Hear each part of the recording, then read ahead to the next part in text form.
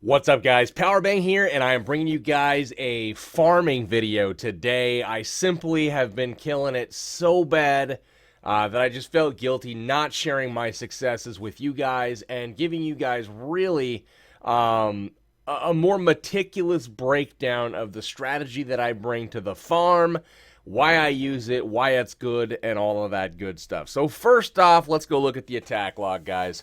As you can see, got a few nice raids in there, but those are the worst raids that I've had in quite some time. For those of you that have been to the live streams, you know how bad I kill it in Crystal 1. That is the league that I'm farming in. Crystal 1 is where it's at, but just kind of going through some of these raids, you guys can see just the ridiculous amounts of loot here. I mean, like 5 million plus raids in a row. With Dark Elixir to go with. I mean, just absolutely crazy. So I'm going to kind of play a raid or two through here and talk about some of the general tips that I have for farming with this army. And I'll go over the army composition and all that here in just a moment. So first off, you guys have seen the Super Queen. I've gone over it in several other videos. I gave you some tips on what army to bring and basically, Queen and Healer.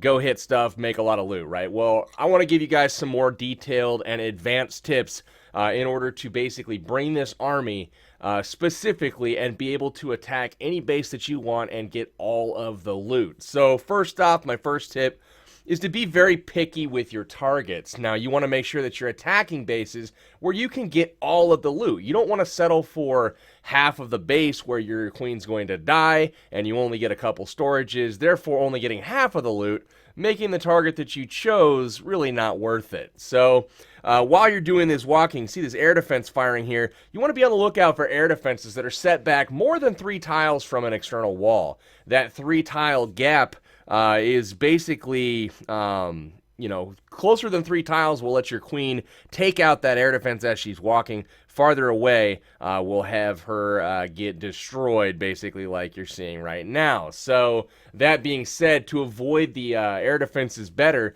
you can deploy healers at an angle in front of your archer queen in the direction that you want her to walk. We can look at that here in a moment and some of the other examples that I'll show. When you choose to drop your queen when you're farming, you want to look at the base first and choose an area that has the most populated, section of collectors, if that's what you're going for.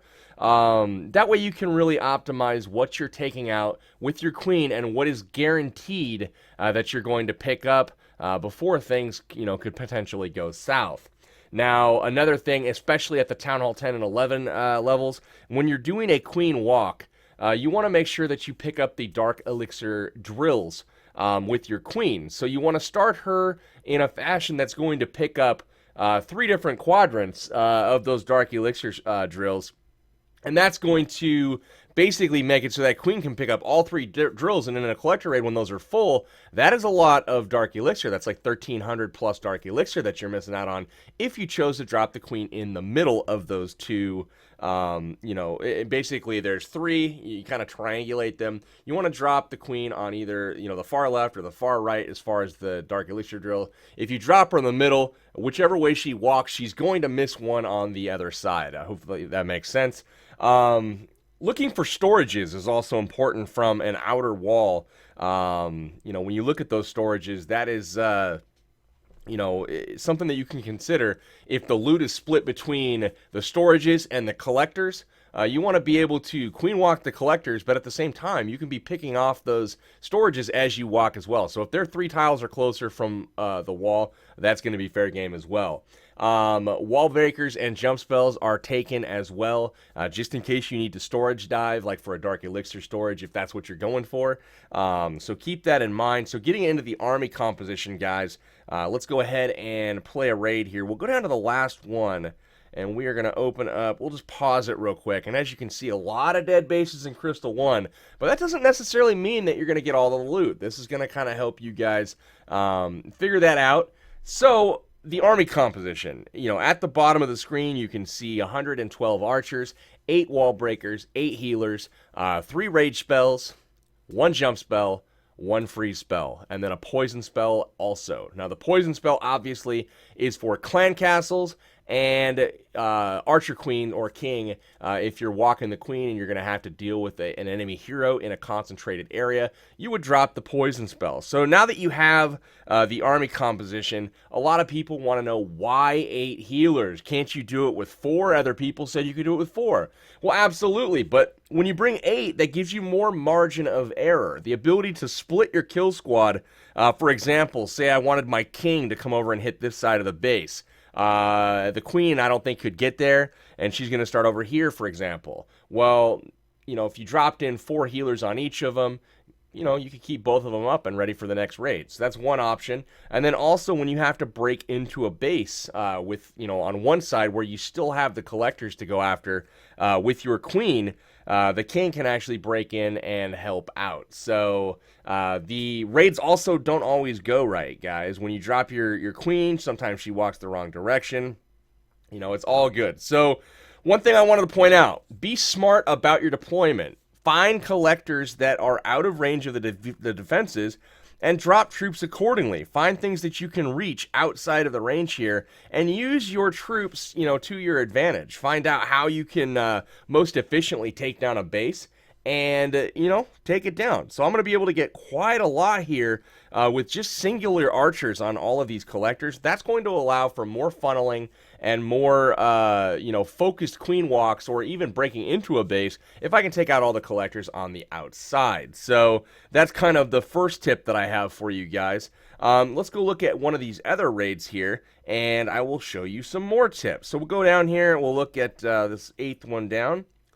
Look at this base. So one thing I want to point out with this one is the Inferno towers, right? We do have an active level 3 Inferno. It is set to multi. So what you want to do is, when you look at a base like this, you realize that there are some storages that are packed full on the inner portion of the base. Wouldn't it be nice to get some of those, right? Well, if you look on the outside, you can see the, the graphics there, the animation on the loot. Those collectors are full on all sides of the base, right? That is a lot of loot in the collectors.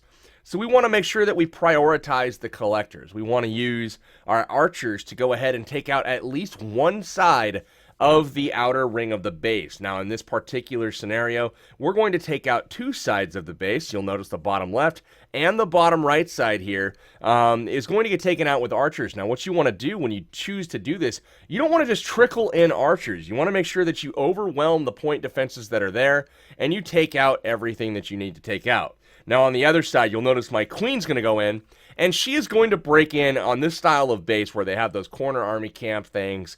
She's going to walk along, and then after she gets to the end of the row, she will break through the wall. That's something that I know going into this. I chose to go from this side because when she breaks in, she's on the side of a dead Inferno. So that is why we make that decision. She's going to walk up the side of the wall here. We'll put it in 2x to kind of watch this progress. I have saved 4 healers, guys. Now watch this. Remember what I told you guys about the 8 healers? I would not have been able to make this raid had I not had those additional healers. So after the worst raid spell in the world, don't place it like I just did there. You'll notice the healers getting picked off by the air defenses. As they get in range of the second air defense, that's getting picked off as well. Queen starts to break through the wall, so we're going to drop in a wall breaker to help her through. After he finally travels over there, opens up the wall for her, and looky there.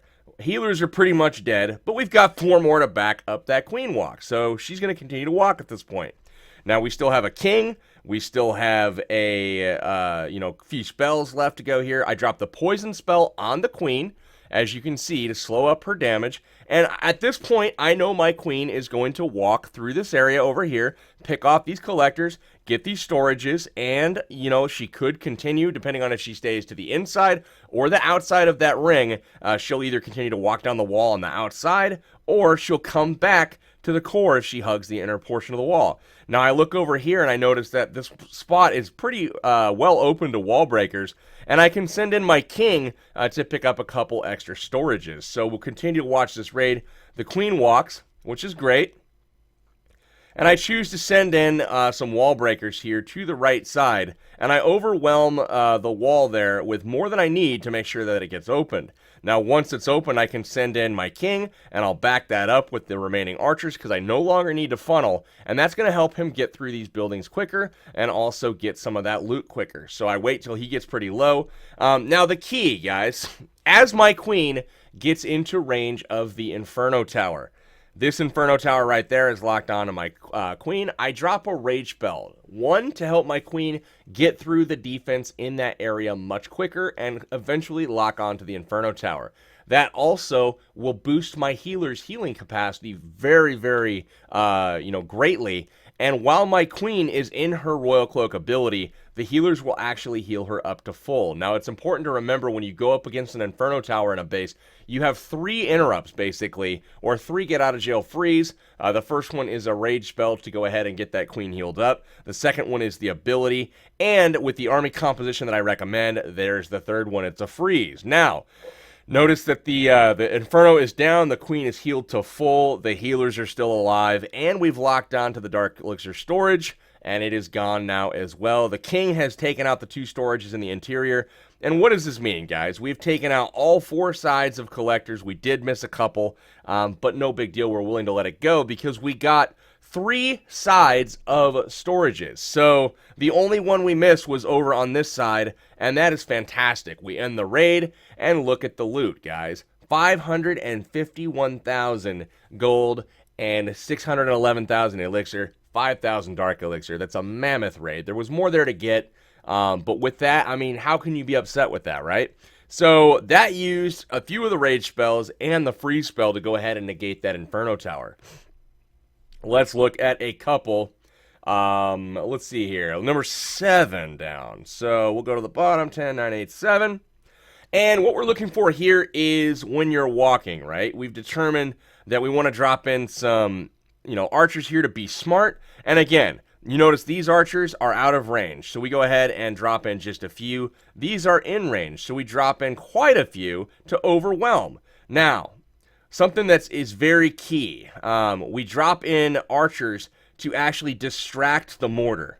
You see how that happens? You drop in archers while the mortar is firing to go ahead and distract it from your main group of archers. So what you do is when you go ahead and, drop the archers.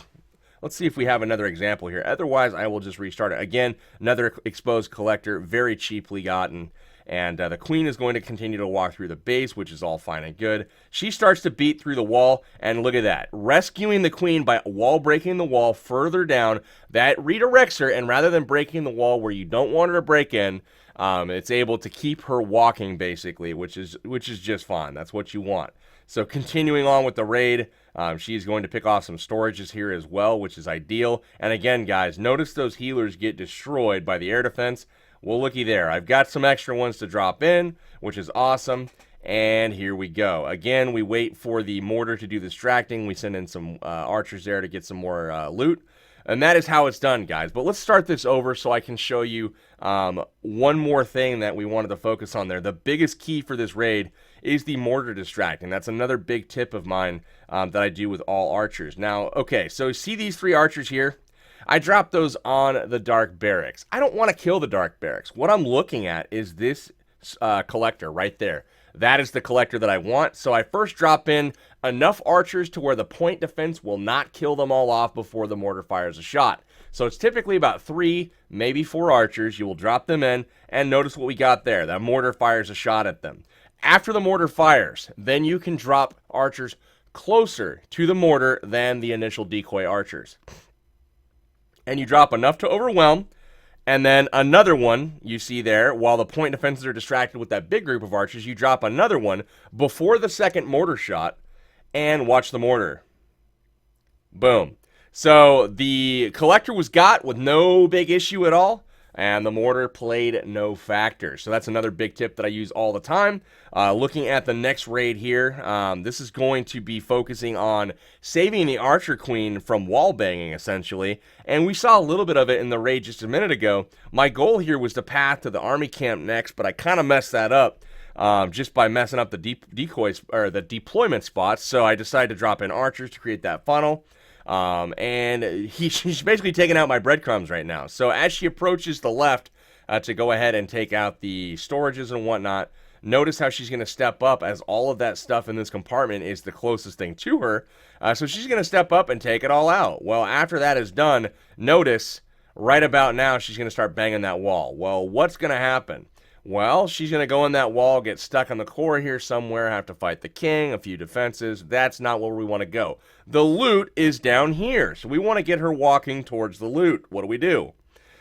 We drop in some wall breakers. We make sure we have the cover that we need, open it up, and that queen will redirect if she decides that the building in the compartment that you opened is closer now than the one that she's targeting as she bangs through the wall. So now she's continuing on, which is great. So she continues to walk, does her thing, and as she is working her way through, you're going to focus on the other side of the base now. I don't know if I mentioned this earlier, but the queen, especially if it's a high-level queen, you can get around 3/4 of the base, the outside of the ring during a standard raid at Town Hall 10. Town Hall 9, you can get a little bit less than that, about 2/3. So if you have a decent level queen, when you do this, expect to get 2/3 to 3/4 of the outer ring of the base. That means that you have to focus on 1/4 to 1/3 of the base with your archers. So it's best to just take out that side of the base with your archers while creating the funnel. So as my queen continues to roll through here, we're going to get some of these collectors with archers to help my queen keep pathing along. And then on the far side, you'll see we distract that mortar a little bit by spreading the archers. And then, it's all good. We drop in some more. We open up the wall using the archers as a distraction. And then the king goes in. And his goal is just to break in, guys, on the far side. And we do have 2 healers there to go ahead and heal him. I decided to save him for the next raid and just use his ability and then end the raid because he's pretty much at full health there. So that is exactly why you have those extra healers, because what if there was some stuff a little bit deeper, or there were more collectors that you wanted to get with your king? A couple healers there come in real handy. All right, so that's how you save the queen from wall banging. Now, another little tip here. Let's look at this. Base. We'll pause it. Last tip is to know efficiency. Understand a bargain when you see it. Now, this base has all of the collectors placed pretty far away from any expos, from any mortars, any Inferno towers, and you can pretty much get all of the loot by simply overwhelming it with archers. That means that no healers are necessary. Now, no healers necessary means that you're back in the fight next time out much quicker than you would be if you used all of your healers and walked this base. Now, very, very easy to walk the base. You could do it, but why? Notice that you can accomplish the same exact thing by just dropping in your archers and, taking out all of these buildings. Really, really good. So anything stray that you have, notice I got, a couple up top. I noticed there's only 600 Dark Elixir there, and there was also probably some in the Town Hall storage and whatnot, so I decided, you know what, not going to worry about that Dark up there, not enough to really concern myself with, but this little collector down there and this one here, we want that. So we decide, let's go ahead and drop the queen.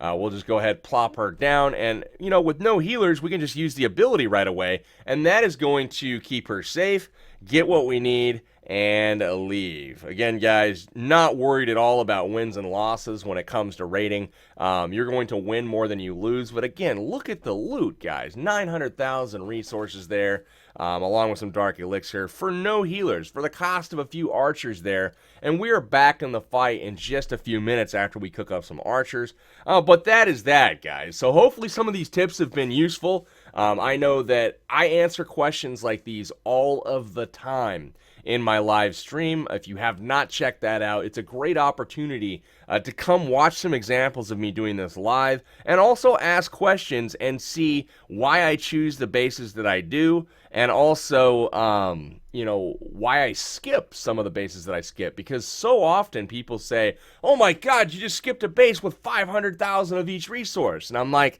yeah, I know that, but the way the Infernos are situated, you're actually going to lose your heroes before you can ever collect 4 storages in the base. So really that 500,000 worth of loot is only 250 or 300,000, which to me really isn't worth it, because you guys can see my attack log. I mean, look at the loot here. I mean, look at it's 1 million every time out, guys, pretty much. Just craziness. So that is that, guys. Hopefully this has been helpful. Before we get out of here today, we've got a couple wizard towers under construction, but because I made so damn much loot, let's go ahead and put another one under construction.